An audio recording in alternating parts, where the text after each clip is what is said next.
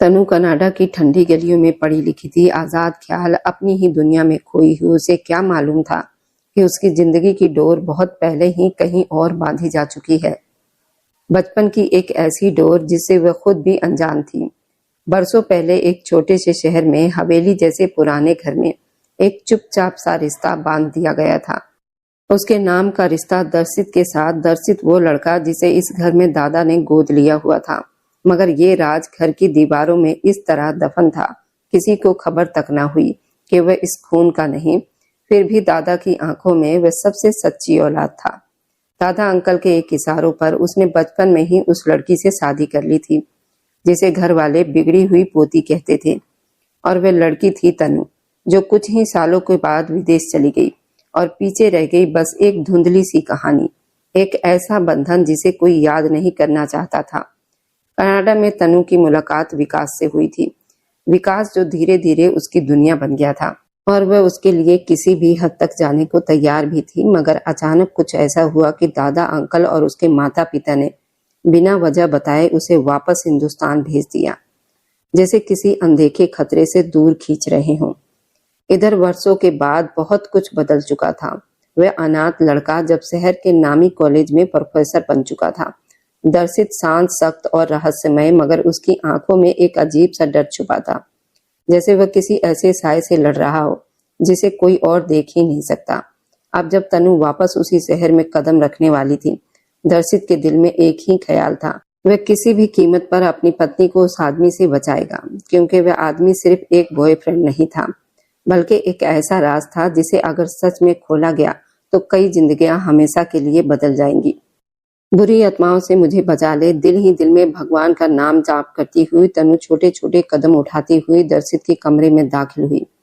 Washroom से पानी गिरने की आवाज आ रही थी, जिसे सुनकर तनु के दिल को थोड़ा सा हौसला मिला। अपनी तसल्ली के लिए वे आगे बढ़ी और वॉशरूम के दरवाजे को बाहर से ही कुंडी लगा दी। कुंडी लगाने की आवाज सुनकर दर्शित एकदम घबरा गया। एक पल के 1000वें हिस्से में ही उसे सारी कहानी समझ में आ चुकी थी। वह नहाकर फ्री हो चुका था और अभी अपने बाल सूखा कर रहा था। उसने वॉशरूम का दरवाजा खोलने की कोशिश की, मगर नाकाम हो गया। तनु, अभी और इसी वक्त वॉशरूम का दरवाजा खोलो, वरना मुझसे बुरा कोई नहीं होगा। दर्शित की गुस्से से भरी आवाज गूंज उठी। तनु ने डर से थूक निकला और अपने आप को तसल्ली दी। देखना, इतना बड़ा कदम उठाने के बाद अब वो पीछे नहीं हट सकती थी। उसका मुंह उसके दुश्मन के लैपटॉप की तरफ था। तसल्ली से लैपटॉप खोलकर उसने वहां से अपना कल का सारा पेपर निकाल लिया, जो दर्शित पहले ही कॉलेज में सबमिट करवा चुका था, और कल तनु को यही पेपर मिलने वाला था। दर्शित उसके पापा के दोस्त का लड़का था और साथ ही कॉलेज में उसी का प्रोफेसर भी था। यह अलग बात थी कि वह घर में भी उसके साथ एक रूखे प्रोफेसर जैसा ही व्यवहार रखता था। कभी कभार तो तनु खुद भी परेशान हो जाती थी और सोचने पर मजबूर हो जाती थी कि आखिर उससे ऐसी कौन सी गलती हो गई है जो ये खड़ूस आदमी उसे इस तरह गुस्से से पीसने को तैयार बैठा है। अपना काम पूरा करने के बाद वो तेज तेज कदम उठाती हुई दर्शित के कमरे से निकल गई। इस बात से वो पूरी तरह अनजान भी थी कि दर्शित के कमरे में कैमरे भी लगे हुए हैं। दूसरी तरफ वॉशरूम का दरवाजा जोर जोर से पीटा जा रहा था, लेकिन कमरे में कोई भी मौजूद नहीं था। दर्शित की आज एक बहुत ही इम्पोर्टेंट मीटिंग भी थी और प्रोफेसर होने के नाते उसकी ये बहुत बड़ी जिम्मेदारी भी थी। उसे अगले 15 मिनट में हर हाल में कॉलेज पहुंचना था, लेकिन वह बेवकूफ लड़की उसे यहाँ बंद करके चली गई थी। उसने गुस्से में दरवाजे पर जोर जोर से लात मारी। उस लड़की को आज मेरे हाथों पीटने से कोई भी नहीं बचा सकता। आज तो दादी आंटी को भी बीच में आने नहीं दूंगा। उसने दिल ही दिल में बुदबुदाया, क्योंकि दिन ब दिन तनु की शरारतें बढ़ती ही जा रही थी। वह जितना उसे डांटता, वह लड़की उतना ही उसके सर पर चढ़कर नाचती थी, और अगर वह उसे कुछ कह भी देता तो आंखें टिमटिमाते हुए उसे धमकी देती, मैं दादाजी को जाकर आपकी शिकायत लगा दूंगी। तब वह सब्र का घूंट पीकर रह जाता। आज से पहले उसने कभी किसी के लिए इतना सब्र नहीं किया था। वह बहुत ही गुस्से वाला प्रोफेसर था। उसका दिमाग भी बेहद गर्म रहता था। जरा सी भी बात उसके दिमाग के खिलाफ हो जाती तो वह पूरी हवेली को सिर पर उठा लेता था। लेकिन सिर्फ ये लड़की थी जिसके मामले में वह खुद पर अच्छा खासा कंट्रोल रखता था। करीब 2 घंटे के बाद नौकरानी उसके कमरे में आई। जैसे ही वह दर्शित के कमरे में दाखिल हुई, उसे अंदर से किसी के होने का एहसास हुआ। दर्शित मायूस होकर दीवार के साथ टेक लगाकर खड़ा था। कमरे में किसी के होने का एहसास होते ही उसने जोर जोर से दरवाजा बजाना शुरू कर दिया। नौकरानी ने डरते डरते दरवाजा खोला। अगले ही पल दर्शित कमरे के बाहर निकल गया। आंगन में पहुंचते ही वह हलक फाड़कर दहाड़ा, तनु अभी और इसी वक्त यहाँ पर आओ, वरना मैं बहुत बुरे तरीके से तुम्हें पीट दूंगा। तनु जो बड़ी तसल्ली से किचन की स्लैब पर चढ़कर बैठी मजे से खाना खाने में बिजी थी।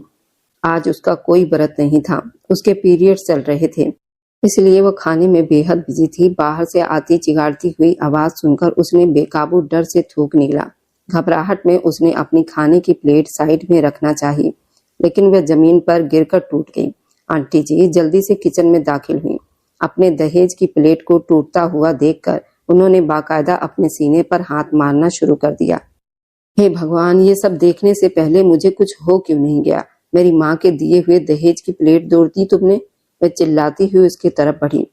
तनु जान गई थी कि अभी आंटी का अगला वार उसके गालों पर ही होने वाला है। इसी वजह से वह जल्दी से बाहर की तरफ भागी, लेकिन सामने से आते दर्शित के साथ जाकर टकरा गई। हे मेरे भगवान, मैं मर गई। ये दीवार यहाँ पर किसने खड़ी कर दी है? दर्द से कराहते हुए उसने अपनी गर्दन उठाई, मगर बाकी के शब्द उसके मुंह में ही दम तोड़ गए। सामने ही दर्शित खड़ा था और उसे खा जाने वाली नजरों से घूर रहा था। मेरे कमरे में किस खुशी में आई थी तुम? और मेरे लैपटॉप से क्या निकाला है तुमने? मुझे किस खुशी में तुमने वॉशरूम में बंद कर दिया था? वह एक एक शब्द पर जोर देता हुआ उससे सवाल कर रहा था। भगवान, क्या हो गया है आपको? आपको शर्म नहीं आती? नवरात्रों का महीना चल रहा है और आप मुझ पर झूठे इल्जाम लगा रहे हैं। उसने अपने कानों को हाथ लगाते हुए झूठ बोला। फिर दादा को देखते ही झट से उनके पास जाकर खड़ी हो गई। दादा, आप अपने गोद लिए हुए पोते को समझाइए ना।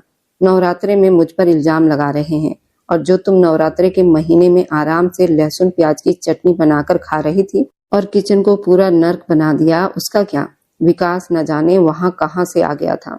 इस बार तनु ने उसे खा जाने वाली नजरों से देखा, फिर उसे आंखें दिखाते हुए बोली, यह हम लोगों का पर्सनल मैटर है जो फिलहाल मैं तुमसे शेयर नहीं कर सकती। दर्शित ने बेचैनी से अपने पैरों का भार बदला। उसने उसे चुप करवाने का फैसला किया, क्योंकि उसे उस लड़की का कोई भरोसा नहीं था। अगले ही पल में वह विकास के साथ उसका पर्सनल मैटर भी डिस्कस कर सकती थी। दादाजी भी अब मैदान में उतर आए थे। वह अपनी पोती की रग रग से वाकिफ थे। ये बात भी अच्छी तरह जानते थे कि उनकी पोती दर्शित से बिल्कुल भी नहीं बनती और ना ही दर्शित उसे पसंद करता है। वे दोनों एक दूसरे के जानी दुश्मन थे।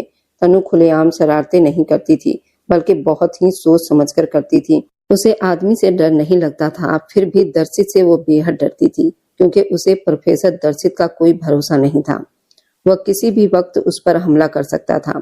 मैडम तनु, मेरे पास बहुत सारे सबूत हैं और मैं आपको आखिरी बार कह रहा हूँ, आप सच बोल दो।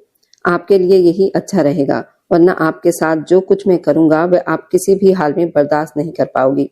दर्शित की आवाज सख्त थी। जब मैंने कुछ किया ही नहीं तो फिर मैं आपकी बात क्यों मानूं? और अगर आपके पास सबूत है तो दिखाओ, वरना यहाँ से जाओ। मेरे पास करने के लिए और भी बहुत सारे काम हैं। दादा अंकल जी को देखकर वह फिर से अपने आप को हवाओं में उड़ता हुआ महसूस कर रही थी। दर्शित ने मजबूती से अपने होंठ भींच लिए थे।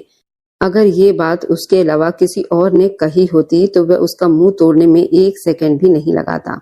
उसने अपना मोबाइल निकाला और कैमरे की रिकॉर्डिंग दादा अंकल की नजरों के सामने लहरा दी।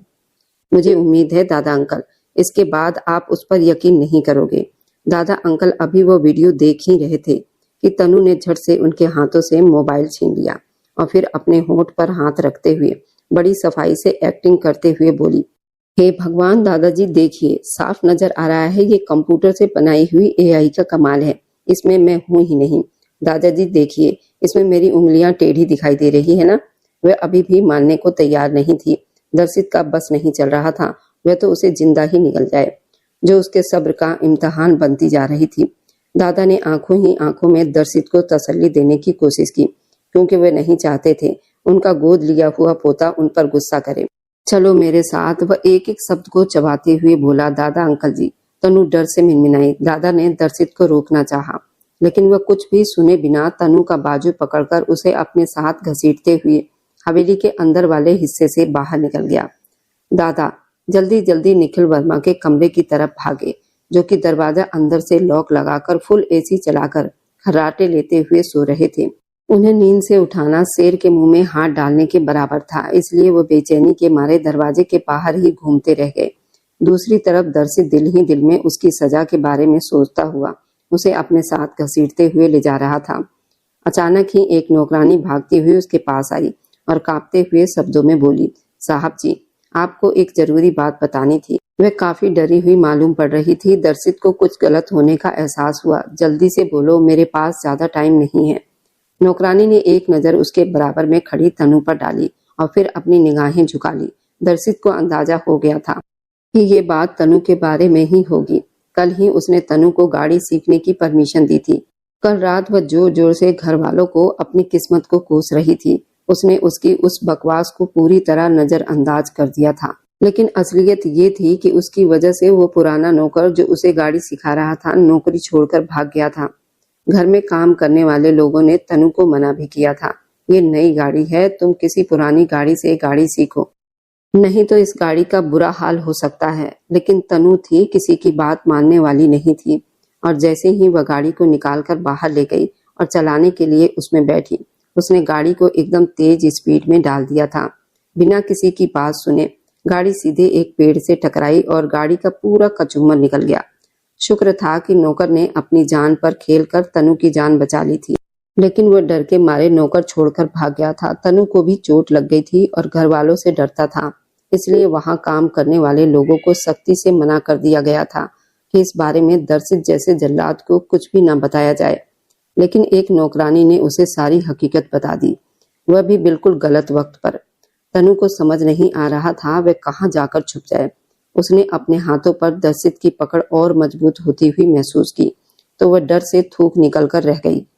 उसका दिल भी कर रहा था कि वह उस ड्राइवर की तरह यहाँ से दूर भाग जाए, लेकिन समस्या ये थी कि उसके पीछे एक जख्मी शेर पड़ा हुआ था। दर्शित ने नौकरानी को वहां से जाने का इशारा किया और तनु की आंखों में झांकते हुए खा जाने वाले लहजे में बोला, मैंने तुम्हें दिल देकर देख लिया, तुम इस काबिल हो ही नहीं कि तुम्हारे साथ नरमी से पेश आया जाए।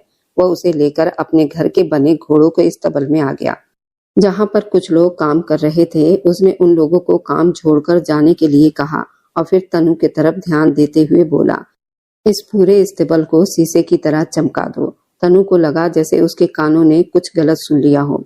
उसने तो कभी अपने कमरे की चादर की सिलवटें तक नहीं ठीक की थी। कमरे में झाड़ू लगाना तो दूर की बात थी, और अभी ये इंसान उससे इतने बड़े घोड़े का इस्तेमाल साफ करवाने की बात कर रहा था।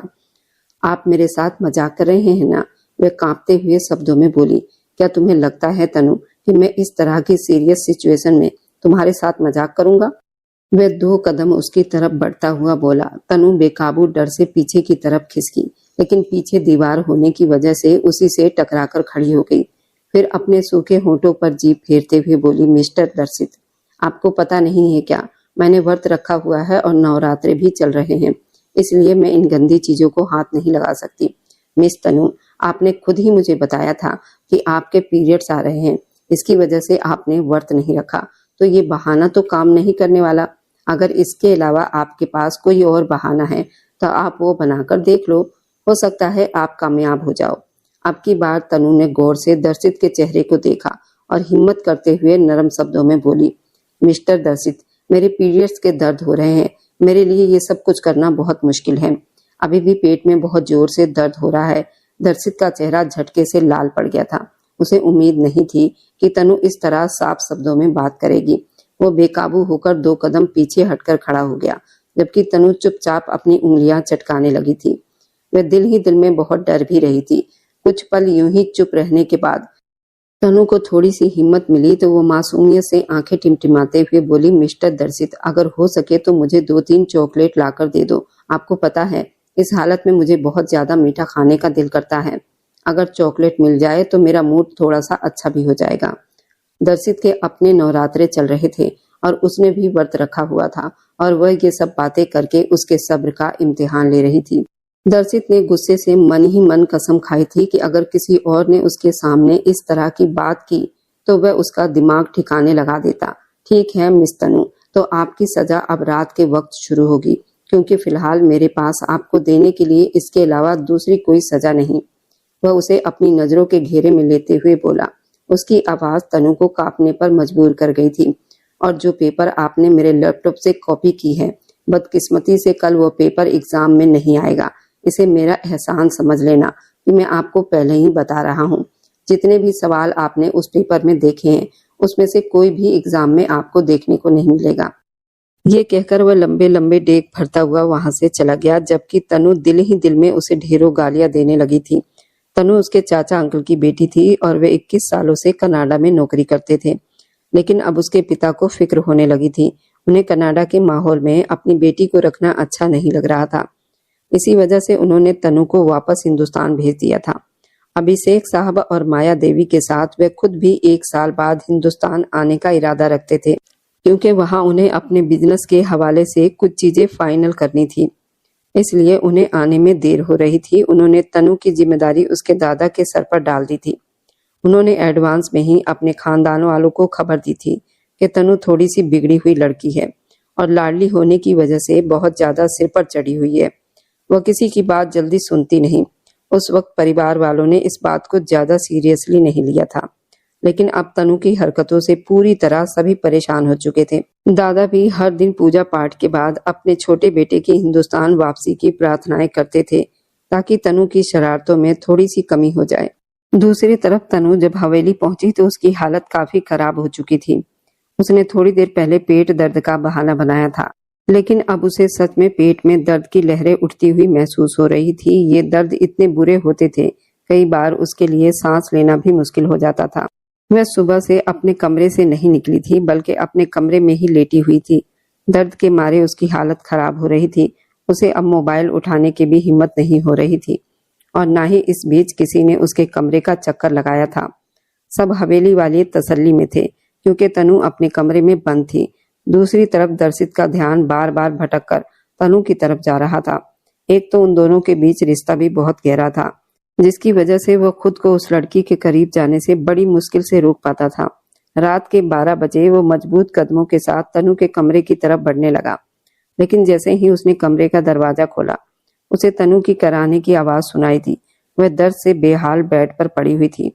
दर्शित को कुछ गलत होने का एहसास हुआ। उसने जैसे ही कमरे की लाइट ऑन की, सामने का मंजर देखकर उसके दिल की धड़कन एक पल को थम सी गई। तनु उस वक्त अपने नाइट सूट में उल्टी पुल्टी पड़ी हुई थी। उसका सूट भी इधर उधर बिखरा हुआ था। नाइट सूट की डोरियां भी खुली हुई थी, जिसकी वजह से उसके जिस्म के हिस्से बाहर की तरफ उभर आए थे। उसका चेहरा दर्द के मारे लाल पड़ चुका था, जबकि उसके बाल बुरी तरह बिखरे हुए थे। दर्शित को देखकर तनु ने उठने की कोशिश की, लेकिन ज्यादा दर्द की वजह से वह दोबारा बेड पर ही गिर गई। दर्शित ने आगे बढ़कर उसे संभाल लिया। जैसे ही उसने तनु के कंधे पर हाथ रखा, तनु ने बेचैनी से उसके हाथों को झटक दिया और शिकायती अंदाज में उसके चेहरे की तरफ देखते हुए बोली, आप इस वक्त यहाँ पर क्या कर रहे हैं? यहाँ से जाओ। तुम मुझे ये बताओ कि तुम्हें क्या हुआ है। उसकी बात को पूरी तरह नजरअंदाज करते हुए दर्शित बोला, कुछ भी तो नहीं हुआ, मैं बिल्कुल ठीक हूँ, आप यहाँ से जाइए। वह अपने शब्दों पर जोर देते हुए बोली। उसने दूसरी बार डर से दर्शित का बाजू झटका तो वह गुस्से से उसकी आंखों में झांकते हुए बोला, अब अगर तुमने मेरा हाथ झटका तो मैं तुम्हें जिंदा ही निगल जाऊंगा। आप मेरे कमरे में नहीं आ सकते। तनु ने अपने शब्दों पर जोर डालते हुए कहा, बहुत जल्द तुम्हारी ये गलतफहमी भी दूर कर देता हूँ। पहले मुझे बताओ कि समस्या क्या है। मेरे पेट में बहुत तेज दर्द हो रहा है, मुझे लग रहा है कि मैं मर जाऊंगी। ये कहकर तनु उल्टी होकर लेट गई। दर्शित के माथे पर बल पड़ गए थे। पहले कभी उसे इस तरह की सिचुएशन का सामना नहीं करना पड़ा था, और ना ही वह लड़कियों की इन समस्याओं के बारे में ज्यादा कुछ जानता था। मुझे बताओ कि मैं तुम्हारे लिए क्या कर सकता हूँ। दर्शित ने थोड़ी झिझक के साथ पूछा, आप प्लीज मेरे लिए थोड़ा सा गर्म पानी की एक बोतल डालकर ले आओ। तनु ने दर्द से कराते हुए कहा, तुम गर्म पानी का क्या करोगी? उसने तनु से सवाल किया तो वह उसे अजीब से अंदाज में देखने लगी। ठीक है, मैं लाता हूँ, वह बोला, और प्लीज किसी और को बुलाकर ले आओ। बल्कि आप ऐसा करो, आप लावण्या को यहाँ बुलाकर ले आओ। तनु ने धीमे से कहा, सब लोग सोने के लिए लेट चुके हैं, मुझे उनको जगाना अच्छा नहीं लगेगा, और वैसे भी मैं हूँ, तुम्हें किसी भी चीज की फिक्र करने की जरूरत नहीं है। ये कहकर वह तेजी से कमरे से बाहर निकल गया, जबकि तनु एक बार फिर से बेड पर करवटें बदलने लगी थी।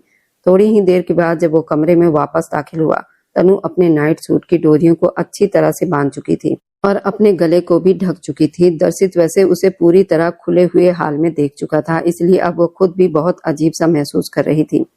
अपने कपड़ों को बार बार ठीक कर रही थी। दर्शित अपने एक मेल दोस्त को कॉल करके डायरेक्टली उसकी समस्या के बारे में पूछ चुका था, इसलिए वह अपने साथ पेन किलर भी लेकर आया था। उसके दोस्त ने उसे कहा था कि गर्म पानी की बोतल पेट पर रखकर सिकाई करवा दे। उसने आगे बढ़कर तनु की कमीज को पकड़ना चाहा तो वह तड़प उठी। क्या कर रहे हैं आप? पागल तो नहीं हो गए हो? तनु घबराकर बोली, मैं तुम्हारा पति हूँ और मैं ये पूरा अधिकार भी रखता हूँ। वह उसके कानों के पास झुककर बड़े प्यारे अंदाज में बोला। उसकी आवाज जैसे तनु की आत्मा तक उतर गई थी। तनु को अब जोर से कुछ गलत होने का एहसास हुआ। उसने बेकाबू होकर ना में सिर हिला दिया। मेरा इरादा आज तुम्हारा दिमाग ठीक करने का था, लेकिन तुम्हारी हालत पहले से ही खराब है। एक बार तुम ठीक हो जाओ, फिर उसके बाद तुमसे सारे हिसाब किताब चुकता करूंगा। वो बड़ी तसल्ली से उसके पेट के किनारे पर गर्म पानी की बोतल रखकर कह रहा था। थोड़ी ही देर में तनु की हालत कुछ संभलने लगी थी। वह धीरे से उठकर बैठ गई। दुपट्टा एक बार फिर से उसके कंधे से फिसलकर नीचे गिर चुका था और उसकी गोद में आकर ठहर गया था।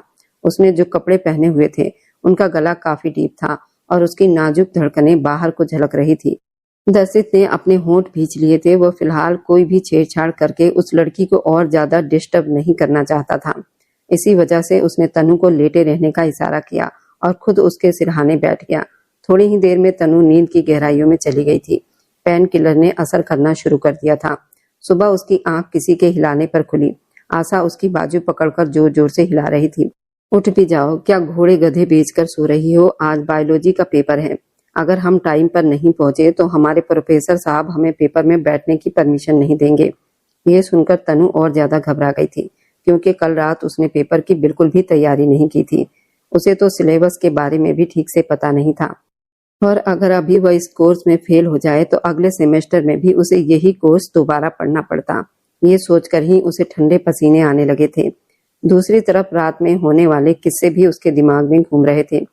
उसे लग रहा था कि शायद उसने रात के वक्त कोई डरावना सपना देखा था। ये सच नहीं हो सकता। भला वो आदमी ये सब कुछ कैसे कर सकता है? वो उसे ऐसी बातें कैसे कर सकता है? यही सोचकर तनु का दिमाग फटा जा रहा था। तैयार होने के बाद जब वो नीचे आई तो उसकी आंखें इधर उधर दर्शित को ही ढूंढ रही थी, जो कहीं भी मौजूद नहीं था। उसके दिल को थोड़ी सी तसल्ली हुई और वे आराम से नाश्ता करने लगी। उसी वक्त किसी ने उसके सामने वाली कुर्सी खिसकाई। तनु ने जब निगाहें उठाई तो वह उसी के सामने बैठा अपने लिए गिलास में जूस निकाल रहा था। उसने एक नजर तनु को देखा। तनु फिर से निगाहें झुकाकर अपने नाश्ते की तरफ ध्यान देने लगी। आज दर्शित की नजरें उसे बहुत डिस्टर्ब कर रही थी। उसका इरादा दादा अंकल से दर्शित और अपनी शादी के बारे में पूछने का था, लेकिन उसे मौका ही नहीं मिल सका। जब वो कॉलेज पहुंची तो सबसे पहले उसकी मुलाकात विकास से हुई, जो आज भी वहां बेचैनी से टहल रहा था। विकास को देखते ही उसने एक ठंडी सी सांस ली। वह विकास से मोहब्बत करती थी और विकास भी उसे बेहद चाहता था। वे दोनों कनाडा में एक साथ ही कॉलेज में पढ़ते थे। बाद में जब हिंदुस्तान आई तो विकास भी उसके पीछे ही हिंदुस्तान आ गया था। तनु को देखते ही वह उसकी तरफ बढ़ा और बेचैनी से बोला, यार क्या करती हो तुम? कल से तुम्हें कॉल मिला रहा हूँ, लेकिन तुमने मेरी एक कॉल भी नहीं उठाई। तुम्हारा नंबर भी बंद जा रहा था। कहाँ बिजी होती हो तुम? तुम्हें मेरी जरा सी भी फिक्र नहीं होती। उसने एक ही सांस में ढेर सारी शिकायतें कर डाली थी। मेरी तबीयत थोड़ी सी खराब थी, तनु ने निगाहें चुराते हुए कहा। आज उसके लिए विकास से नजरें मिलाना बड़ा मुश्किल हो गया था। विकास ने उसकी हिचकिचाहट महसूस की, इसलिए फिक्र से बोला, अब कैसी हो तुम? ठीक तो हो? और इतनी मुरझाई हुई क्यों लग रही हो? बस तबीयत की वजह से थोड़ा सा मूड खराब है। खैर मुझे बताओ कि तुम्हारे पेपर की तैयारी कितनी हुई है? वह जल्दी से असली बात पर आ गया था। मैंने तुम्हें कहा था कि अपने बॉयफ्रेंड के होते हुए तुम्हें किसी भी चीज की टेंशन लेने की जरूरत नहीं है। ये कहकर उसने अपने मोबाइल पर पेपर दिखाए। मैं कॉलेज वालों से ये पेपर निकलवा कर लाया हूँ और मैं तुम्हारे नंबर पर भी सेंड कर चुका था, लेकिन तुम ऑफ थी। चलो आओ, मैं तुम्हें आज के सारे पेपर याद करा देता हूँ। दोनों एक कोने में जाकर खड़े हो गए थे। अब विकास उसे पेपर का कॉन्सेप्ट समझा रहा था और वह बहुत गौर से उसकी बातें सुन रही थी। थोड़ी ही देर में उसकी तैयारी हो चुकी थी। अभी भी पेपर शुरू होने में अभी 15-20 मिनट बाकी थे, लेकिन उसे पता चल गया था कि पेपर में क्या लिखना है। दर्शित जो कि स्टाफ रूम से निकल रहा था, विकास और तनु को एक साथ खड़ा देखकर उसके माथे पर अनगिनत बल पड़ गए थे। वह मजबूत कदम उठाता हुआ उनके पास गया। तनु उसे देखकर थोड़ी घबराहट महसूस करने लगी। और विकास के पीछे जाकर छुप गई। ये देखकर दर्शित ने गुस्से से अपनी मुट्ठियां भींच ली। वह उसका पति था, उसकी इज्जत का रखवाला था और वह डर कर अपने उस अमीर बॉयफ्रेंड की बाहों में सुकून तलाश कर रही थी। ये ख्याल दर्शित के दिल पर कोड़ों की तरह बरस रहे थे। क्या हो रहा है यहाँ पर? और मिस तनु, आप पेपर हॉल में क्यों नहीं हैं? दर्शित ने सख्ती से पूछा। सर, हम यहाँ पेपर की तैयारी कर रहे हैं। अभी पेपर शुरू होने में थोड़ा टाइम है। जब टाइम होगा तो हम अंदर चले जाएंगे। तनु की बजाय विकास ने दर्शित की आंखों में आंखें डालकर जवाब दिया था। उसकी ये हिम्मत देखकर दर्शित ने अपने होंठ जोर से भींच लिए, हल्की सी मुस्कान दी, फिर बिना कुछ कहे उसके कंधे को थपथपाता हुआ लंबे लंबे डेग भरता हुआ हॉल की तरफ चला गया। तनु और विकास हॉल में 1 मिनट लेट पहुंचे थे। मिस तनु और विकास, आप दोनों बाहर ही रुक जाओ, आप पेपर नहीं दे सकते हैं। ये सुनकर तनु ने बेचैनी से विकास के चेहरे को देखा, जिसने आंखों ही आंखों में उसे तसल्ली देने का इशारा किया। सर, पेपर शुरू हुए अभी सिर्फ 1 मिनट हुआ है, उसने दर्शित को घूरते हुए कहा। मैंने आपको पहले ही कहा था मिस्टर विकास कि आप 1 मिनट भी लेट नहीं हो सकते। आप यहाँ मेरा टाइम खराब मत करो, स्टूडेंट को भी परेशान मत करो। चुपचाप यहाँ से निकल जाओ, क्योंकि आप जितनी मर्जी कोशिश क्यों ना कर लो, मैं आपको हॉल में नहीं बैठने दूंगा। घर जाकर दोबारा से इस पेपर की तैयारी करो। अगले सेमेस्टर में मेरे पास पढ़ने के लिए फिर से तैयार हो जाओ। दूसरे के साथ टाइम बिताने का मौका मिल जाता था, लेकिन यहाँ तो तुम्हारे बॉडीगार्ड हमेशा तुम्हारे आसपास मंडराते रहते हैं और फिर तुम्हारा वह फालतू तुम्हारे दादा का गोद लिया हुआ लड़का। कसम से हिम्मत है तुम्हारी जो तुम उसके साथ रहती हो। अगर मेरा ऐसा कोई भी दोस्त या रिश्तेदार होता जो मेरे ही घर में रहता और मैं उसे घर से बेदखल कर देता, खुद ही वह घर छोड़कर चला जाता। विकास का चेहरा एकदम से गुस्से के मारे लाल हो गया था। वह खुद एक बहुत बड़े परिवार से संबंध रखता था। उसके पिता भी पॉलिटिक्स की दुनिया के जाने माने लोग थे। दर्शित अपोजिट पार्टी से जुड़े हुए थे, इसी वजह से उसकी दर्शित से बिल्कुल भी नहीं बनती थी, क्योंकि भैरव बहुत ज्यादा घटिया इंसान था। वह कई गैर कानूनी कामों में मिला हुआ था और एक तरफ से अकेली जिंदगी बिता रहा था। वह मासूम लड़कियों की स्मगलिंग में भी शामिल था और दर्शित को ये सब पहले से ही पता था। विकास उसी का बेटा है, इसी वजह से उसने कई बार तनु को विकास से अलग रहने की भी कहा था। तनु हर बार उससे यही कहती थी, मेरा विकास के साथ कोई वास्ता नहीं है, मैं तो उसे हाय हेलो भी नहीं करती। पहले हम दोनों की दोस्ती थी, लेकिन अब मैंने वह दोस्ती भी खत्म कर दी है। वह ये सारी बातें इसलिए करती थी क्योंकि वह कोई तमाशा नहीं लगाना चाहती थी। लेकिन आज दर्शित ने उन दोनों को अपनी आंखों से एक साथ देख लिया था। जिस तरह से वह विकास के पीछे जाकर छुपी थी, विकास उसकी ढाल बनकर खड़ा हो गया था। ये सब कुछ नजरअंदाज किए जाने के लायक नहीं था। दर्शित कॉलेज से फ्री होकर सीधा एक गांव की मीटिंग में गया हुआ था। उसके बाद उसका हवेली में जाकर तनु से इस बारे में बहुत सारी बातें करने का इरादा रखता था। अब उसके सब्र का बांध टूटने के करीब था। इसके आगे की कहानी बहुत दिलचस्प रहने वाली है। क्या वह अपने बॉयफ्रेंड विकास को छोड़कर प्रोफेसर दर्शित को चुनेगी या फिर उसे रिजेक्ट कर देगी? इसके आगे की कहानी बहुत दिलचस्प रहने वाली है, इसलिए आप इसे मिस ना कीजिए। आखिर दर्शित कौन है? दर्शित की पूरी सच्चाई जानने के लिए आपको इसका अगला भाग जरूर देखना होगा, क्योंकि आगे की कहानी और भी ज्यादा दिलचस्प रहने वाली है। जाते जाते बस दिल से एक छोटी सी गुजारिश है, आप जहां से भी मेरी वीडियो को देख रहे हैं, कमेंट में अपने शहर और राज्य का नाम जरूर लिखिए। आपके कमेंट मेरे लिए किसी अनमोल तोहफे से कम नहीं होते। और जो लोग अपना कीमती समय देकर मेरी कहानियों को देखते हैं, लाइक करते हैं और शेयर करते हैं, उन सबका मैं दिल से धन्यवाद करती हूँ। अगर आज की कहानी ने आपके दिल को छुआ हो तो वीडियो को लाइक करें, अपने दोस्तों तक जरूर पहुंचाएं और हमारे इस छोटे से परिवार का हिस्सा बनने के लिए चैनल को सब्सक्राइब करना ना भूलें, क्योंकि आपका हर सब्सक्राइब मेरे लिए आपका प्यार और भरोसा है। फिर मिलेंगे एक नई भावनाओं से भरी हुई कहानी के साथ। तब तक खुश रहिए, स्वस्थ रहिए, मुस्कुराते रहिए।